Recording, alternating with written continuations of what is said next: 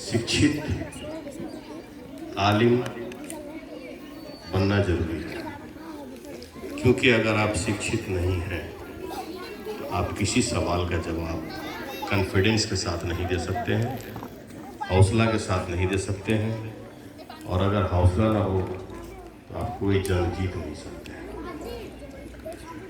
तो कॉन्फिडेंस, हौसला का बुनियाद है शिक्षा, एजुकेशन, इल्म। उस उद्देश्य को आगे रख के ये जो कार्यक्रम का आयोजन हुआ है, मैं तहे दिल से सारे लोगों का शुक्रियागुजार हूँ। जैसा कि आप लोग को मालूम होगा, जो हमारे बुजुर्ग हैं, जो हमारे दोस्त हैं, बाकी जो लोग हमारे बाद के जो नेक्स्ट जनरेशन है, मैं आप लोग को बता दूं कि आप लोग जिस जगह बैठे हैं कुर्सी पे, जिस गांव में, जिस शहर में, जिस जिला में, जिस स्टेट में, हमारे इस वतन में 2073 साल में एक संविधान लागू हुआ है, और हम लोग उस संविधान को मानते हुए यहाँ बैठे हुए हैं। उस संविधान में बहुत हद तक हमारा हक अधिकार सुनिश्चित किया गया है, लेकिन मुझे नहीं लगता है कि आप लोग सब लोग उस संविधान को अच्छा से पढ़े होंगे या अध्ययन किए होंगे, क्योंकि जब आप अध्ययन नहीं करेंगे तो आप क्या समझेंगे। जो मैं बोल दूंगा, जो कोई बोल देगा, आप उसी पे अमल करने लगेंगे, और नतीजा क्या होगा, परिणाम उसका हमेशा गलत होगा। चिल्ली हमरा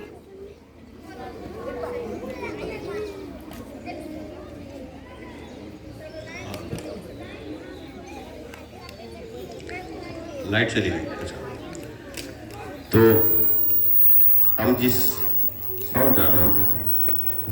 जिस देश में पैदा हुए हैं, जहां हम रह रहे हैं, वहां का संविधान को अगर हम नहीं पढ़ते हैं, नहीं जानते हैं, तो मुझे लगता है वो भी एक जहालत है, वो भी एक जाहिलियत है। मेरी बातों को अन्यथा नहीं लीजिएगा, और अगर गलत लगे तो मुझे अकेले में समझाइएगा कि मैंने कुछ ये बात गलत बोल दिया। तो सबसे पहले हमें इस देश का संविधान को बाबू, जो हमारा देश है, उसमें हमारा अधिकार क्या क्या मिला है वो समझना होगा, और नहीं मिला है तो उसके लिए हम लोगों को फिर आवाज उठाना होगा वैचारिक रूप से। दूसरा बात क्या है कि 73 का संविधान में राष्ट्रीय मुस्लिम आयोग मुसलमानों के हक में मिला, ईद बकरीद का छुट्टी भी मिला।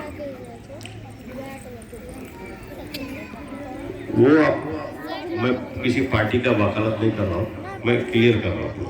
उससे पहले क्या क्या हुआ आप लोग सब लोग जानते हैं। आंदोलन हुआ, लड़ाई हुआ, अधिकार के लिए लोग शहीद हुए। उसके बाद की प्राप्ति में हमें जो मिला है, मैं उस पर रोशनी डालना चाहता हूँ आप लोगों को।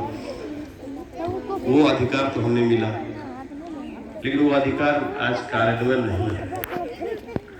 तत्कालीन प्रधानमंत्री सुशील कुराला के हाथ से वो संविधान लागू हुआ, जिसमें राष्ट्रीय मुस्लिम आयोग मिला, जिसमें ईद बकरीद का छुट्टी भी मिला, समावेशी मिला, इक्वलिटी मिला, पहचान मिला, मधेसी, आदिवासी, जनजाति, थारू, मुसलमान, एक आइडेंटिफिकेशन हुआ, कोटा भी मिला। लेकिन आज विगत 3-4 साल से ईद बकरीद का छुट्टी भी कट जाता है, और जब रमजान आने लगता है तो कुछ लोग विज्ञप्ति देते हैं, विरोध करते हैं, तो सरकार फिर रहम खाकर मुसलमानों को एक भीख जैसा छुट्टी फिर लागू कर देता है। हम लोग तो भीख बोलिए या दान बोलिए, देने वालों में से है, लेने वालों में से नहीं है, जिस कौम से हम बिलोंग करते हैं। और वो लोग हमें भीख दे देता है। ये लोग को छुट्टी में उलझा दो, बाकी सब भूल जाएगा। सही माने में हम लोग भूल जाते हैं, खुश हो जाते हैं, वाह छुट्टी दे दिया प्रधानमंत्री जी, फलाने पार्टी धर्मनिरपेक्षता ला दिया मुसलमानों को, कल तक हिंदू राष्ट्र था, धर्मनिरपेक्षता ला दिया, हम लोग अधिकार दे दिया, छुट्टी दे दिया। इसी में हम लोग ढोल बाजा बजाते हैं, खूब इंजॉय करते हैं, होता कुछ भी नहीं है। आज अगर मोहम्मद साहब का मेहनत नहीं होता, ऐसे ऐसे महान पर्सनालिटियों का मेहनत नहीं होता, तो मुझे लगता है कि इतना अच्छा मदरसा बहुत कम होता और बच्चे लोगों को इतना अच्छा इन्वायरमेंट भी नहीं मिल पाता। लोग अपने ही पेट भरने में लगे हुए हैं, तो हम लोग का उद्धार कहाँ से होगा? वीडियो वो अंकल बोला कि माफ कीजिएगा, मैं थोड़ा सा आज कटु सत्य बोल रहा हूँ, जिसको कड़वा सच भी बोलते हैं। तीसरा बात क्या है कि आपका अगर अपना या आप खुद या आपके बच्चे शासन प्रशासन में हिस्सेदारी न हो, जिसको बोलते हैं ब्यूरोक्रेट्स, निजामती, तो आप स्वयं गुलाम की ज़िंदगी जीने पे मजबूर हो जाएंगे।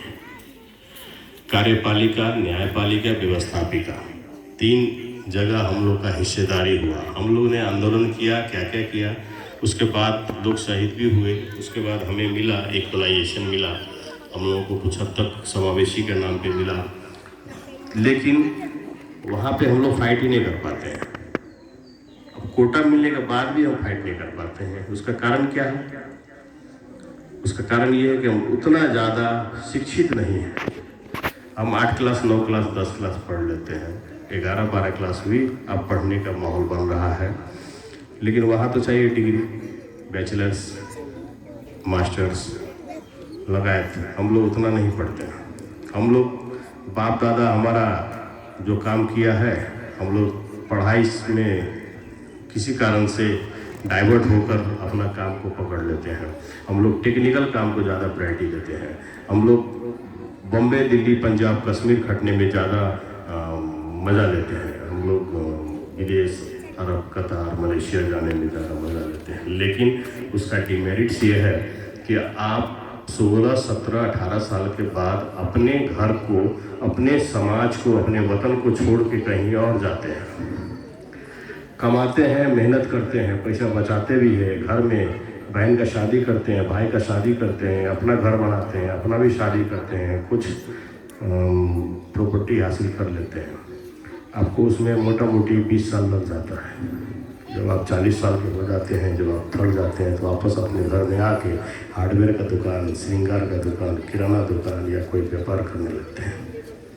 लेकिन आपका जो गोल्डन फेज, एक जवानी होता है, एक उम्र होता है देश को देने का, समाज को देने का, अपने परिवार को देने का, वो समय आप कहीं और ले जाकर बेच कर आते हैं।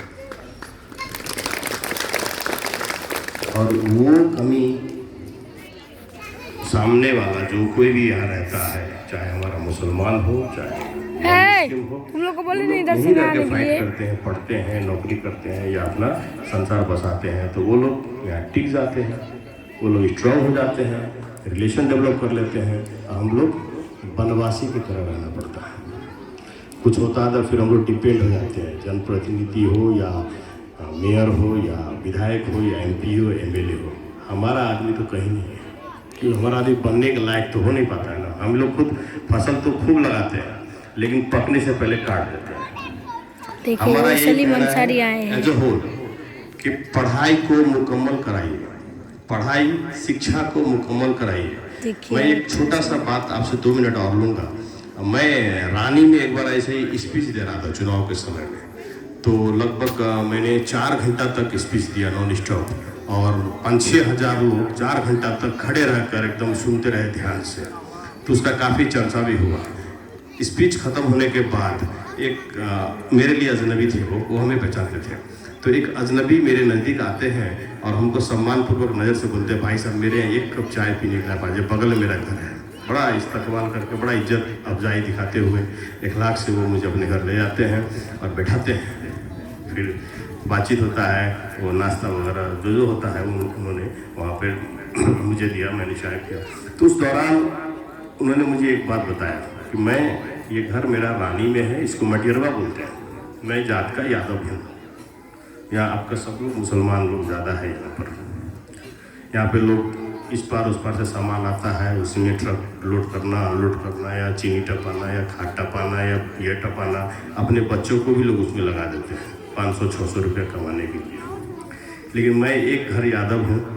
आज मेरा बेटा साइंटिस्ट है। मैं इससे पहले सेना में था, मैं रिटायर हूँ। मैं अपना बेटा को सुख दुख करके पढ़ाया, और जब उसको मन किया कि मुझे साइंटिस्ट बनना नासा में, तो मैंने अपना 4 बीघा खेत बेच दिया। और आज मेरा बेटा साइंटिस्ट है, लाखों रुपये महीना हमको देता है। तो उन्होंने ये बताया कि जो चीज़ मैंने फील किया मैं आपके सामने रख दिया हूँ। तो क्या हमारा बाल बच्चा यहाँ पढ़ लिख के साइंटिस्ट डॉक्टर नहीं बन सकता है? तो बनाएगा कौन? बच्चा तो नहीं बनेगा, गार्जियन को बनाना पड़ेगा। हम लोग क्या करते हैं, नया चीज़ों को अवॉइड करते हैं। कोई भी नया टेक्निक आता है, टेक्नोलॉजी आता है, उसको अवॉइड करते हैं, लेकिन 20 साल के बाद फिर उसी पे डिपेंड हो जाते हैं। वो वायरस की तरह हमारे अंदर आ जाता है। हम जब बच्चे थे इतने बड़े, तो लोग बोलता था फोटो मत खिंचाना, गलत है, टीवी मत देखना, गलत है। लेकिन 20 साल के बाद आज हर घर में वीडियो है, फोटो है, कैमरा है, टीवी है, टिकटॉक है, सब कुछ है। उतना में सामने वाला सब कुछ करके अपने आप को स्टेब्लिश कर लेता है, हम लोग फिर फॉलोअर बन जाते हैं। करते तो वही चीज़ होंगी, लेकिन 20 साल के बाद आज लगभग लोग के हाथ में गूगल है, फेसबुक है, यूट्यूब है। मेरे हाथ में भी है। मैं यूट्यूब से तिलावत सुनता हूँ। मैं तो जाहिल हूँ, मैं तो महमूद साहब की तरह आलिम नहीं हूँ, लेकिन यूट्यूब ने मुझे बहुत कुछ सीखने का माहौल देता है। वो एक अपने आप में एक मदरसा स्कूल है। अपने बच्चे को पढ़ने के लिए हम स्कूल को भेजते हैं। जाहिर सी बात है, स्कूल में तो अपने बच्चे के साथ हरदम नहीं रहते हैं, उनको उतनी तो आज़ादी हम देते हैं भरोसा करके। तो उसी तरह भरोसा करके अगर बच्चे को हम लोग मोबाइल यूज करने के, वो भी अगर दुनिया में अच्छा चीज़ ढूंढने लगे, तो उसको लगता है कि बहुत जल्दी वो दुनिया का हर चीज़ सीख लेगी। और हम लोग अभी भी, हम लोग को बोला जाता है कि मुसलमान लोग महिला प्रति दूसरा दर्जा के हिसाब से पेश आते हैं। ऐसा तो नहीं है। ऐसा इसलिए नहीं है कि हम लोग जानते हैं कि मेरे घर में अगर बेटी पैदा हुई तो अल्लाह ताला का रहमत है। लेकिन सामने वाला क्या कहता है कि आफू खूब घूमछ अनि बाल बच्चालाई छोरीलाई उसलाई पढ़ाउँदैन पनि घरबाट निस्किन पनि दिँदैन, ऐसा र्यूमर फैलाया जाता है हम लोगों को कमजोर दिखाने के लिए। तो थोड़ा सा उसमें हम लोग तब्दीली लाना पड़ेगा। एजुकेशन, हायर एजुकेशन दीजिएगा, वो भी अपना बात को रख सकते हैं। आज इंग्लैंड में, बांग्लादेश में, लगा विदेश में लड़की लोग इतना स्मार्ट और पढ़ी लिखी मिलेगी। मुसलमान लोग अपने हिजाब में, आप क्यू टीवी तो देखते होंगे, पीस टीवी देखते होंगे, मध्य चैनल देखते होंगे, तो उसी से आपको समझ में आ सकता है। तो थोड़ा सा आप लोग को हल्का सा अच्छा टेक्नोलॉजी से अच्छा चीज़ लेना होगा, गलत चीज़ अवॉइड करना होगा, थोड़ा सा फ्री करना होगा। और एजुकेशन रखेंगे ना, तो आपको समझ में आ जाएगा कि कौन आपको गलत बोल रहा है या सही बोल रहा है। आप खुद समझ लेंगे कि सलीम अंसारी हमें गाइड कर रहा है या मिसगाइड कर रहा है। जिस दिन ये सलाहियत हो गया, उस दिन हम लोग अधिकार संपन्न हो जाएंगे। ज्यादा समय नहीं लेंगे, बहुत बड़ा है, भूख भी लगा होगा आप लोगों को। बस एक गिलास कोई भी प्रोग्राम हो, आप लोग अधिक से अधिक संख्या में उपस्थित होइए। उससे 10 आदमी 10 बात बोलेंगे तो उससे आप शिक्षित होंगे। वो भी एक शिक्षित होने का, ज्ञान प्राप्त करने का माहौल है। इतना कहते ही मैं आप लोग से आज विदा लेता हूँ। फिर कभी आऊँगा इंशाअल्लाह। अस्सलाम वालेकुम। 2 गिलास दिया, 2। माशाअल्लाह, बहुत बहुत शुक्रिया। आपने अपने दिली ख्यालात का इजहार किया। अभी आपने जितनी बातें कही है बहुत ही कीमती है। तालीम के सिलसिले से, मुसलमानों को आगे बढ़ने के सिलसिले से। अभी 2 महीने कबल मेरा 2 जगह सफ़र हुआ। एक चितवन शरणपुर और दूसरा जनकपुर, जिसमें प्रदेश नंबर 2 के मुख्यमंत्री साहब खुद मौजूद थे। और इस तरह के प्रोग्रामों में गाहे बगाहे दिन पीछे, हफ्ता पीछे, महीना पीछे शरीक होने का मौका मिलता रहता है। आपने जो बातें कही तालीम के सिलसिले में, हर लोग, हर मुसलमान आज इस फिक्र में है कि कैसे हमारे नौजवान, हमारी औलाद, हमारे आने वाली नस्ल हर तालीम में आगे बढ़े, साइंस और टेक्नोलॉजी से लेकर दीनियात में हर चीज़ में आगे रहें। सोच रहे हर एक की फिक्र बेदार हो रही है। अब बस ज़रूरत है कि हर एक की फिक्र एक जगह जमा हो। आज हमारे सामने चंद मेहमान किराम आए हैं, वो भी इसी फिक्र को लेकर आए हैं। अभी इस प्रोग्राम के बाद फौरन एक प्रोग्राम मीटिंग कहते हैं उलमाए किराम की, जो इसी फिक्र को लेकर है कि कैसे हमारी नस्ल आगे बढ़े, कैसे हमारा हक इस मुल्क में मिले और हम अपने इस मुल्क के नागरिक की हैसियत से रहें, अपनी इज्जत, अधिकार, हर चीज़ को हासिल करें। लिहाजा उलमाए किराम और जो दानिशवरान कौम मिल्लत है, जो लोग फिक्र रखते हैं आप ही की तरह, ऐसे लाखों हजारों लाखों लोग हैं इस मुल्क में, सबों की फिक्र को अगर एक जगह जमा किया जाए, सब लोग अगर सर जोड़ कर सोचे इस सिलसिले में, इस बारे में गौर करें, तो इंशाअल्लाह हम लोग ज़रूर कामयाब होंगे। अब आखिर में हम तमाम मेहमानान किराम का